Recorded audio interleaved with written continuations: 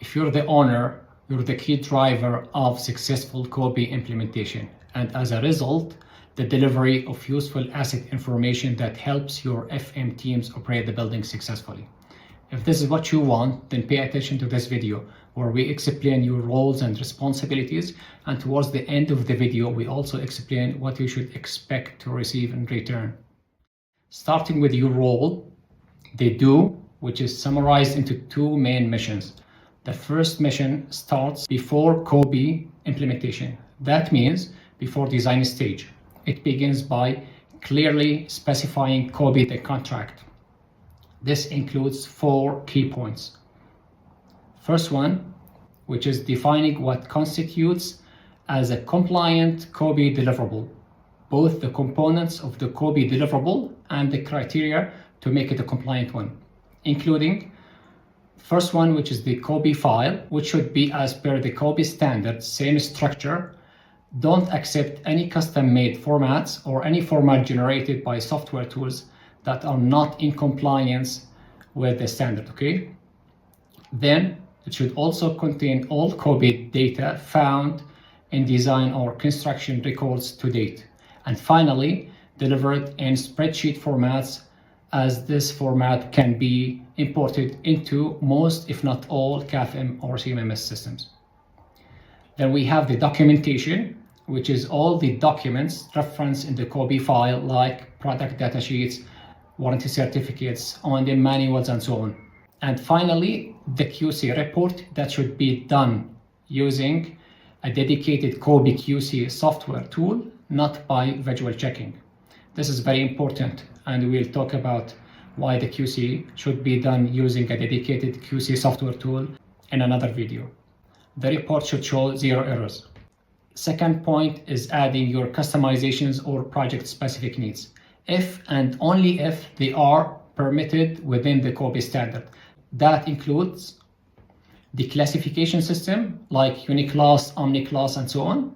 Second point, the special attributes that FM teams need so that they can operate or maintain the assets effectively. And finally, the additional excluded types. Although not recommended, you may choose to exclude certain asset types from the list of excluded assets in the COBie standard if you do not need them or you do not plan to maintain them in the future. Again, this is not recommended. Now, the third point is the COBie deliverables milestones, such as how many COBie deliverables do you need to receive from the delivery team during design and construction stages, and when. Typically 2 main deliverables during each stage, but that depends on the size and complexity of the project. You can ask for more deliverables per stage, but that might be at an additional cost. Avoid requesting only one single final deliverable at the end of the project or at the end of the stage. Why?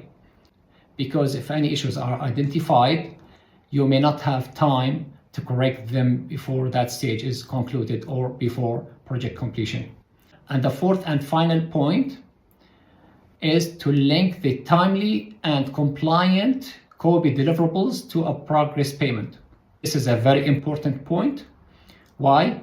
Because without this, the owner is much more likely to receive late submissions or incompliant deliverables. With that, we have concluded the first mission, which is clearly requesting and defining the COBie deliverables.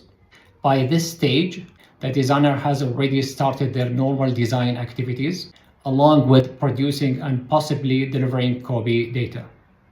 So what is required from you as the owner now? The second mission is during COBie implementation, which simply is to review COBie deliverables, including all components, especially the QC report. Why is the QC report particularly important?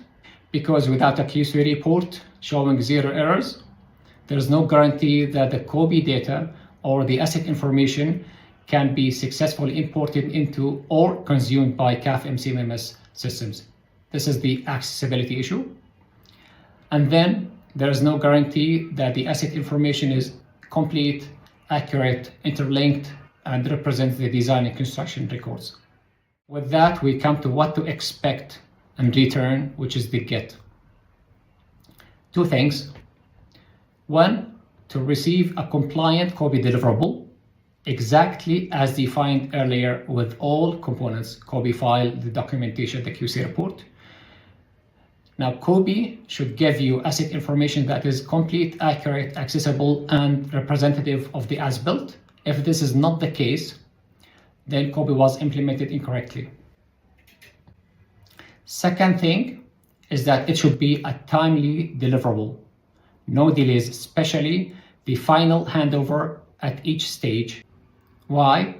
Because if this is at the design stage, then a delayed design stage final COBie submission, especially after the contractor has started work, is a major issue, because many COBie data fields need to be captured from the very beginning of the construction stage, and contractors rely on the design stage COBie file to do so.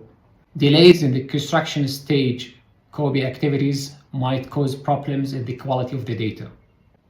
And then if this is at the handover stage, then a delayed project final COBie deliverable submitted a month or more after the building handover puts FM in trouble, as they need to access asset information immediately upon handover and cannot afford to wait weeks or months for it. So in summary, your roles and responsibilities are summarized as defining COBie requirements clearly, reviewing COBie deliverables correctly, and don't forget to link COBie submissions with progress payments. And in return for this, you should get compliant COBie deliverables that is complete, accurate, and so on, and timely delivery without any delays, especially the final handover, so that FM teams can start using their asset information from day one. And if you need any guidance on this, reach out to us at YTP for COBie. YTP, your consultant for COBie.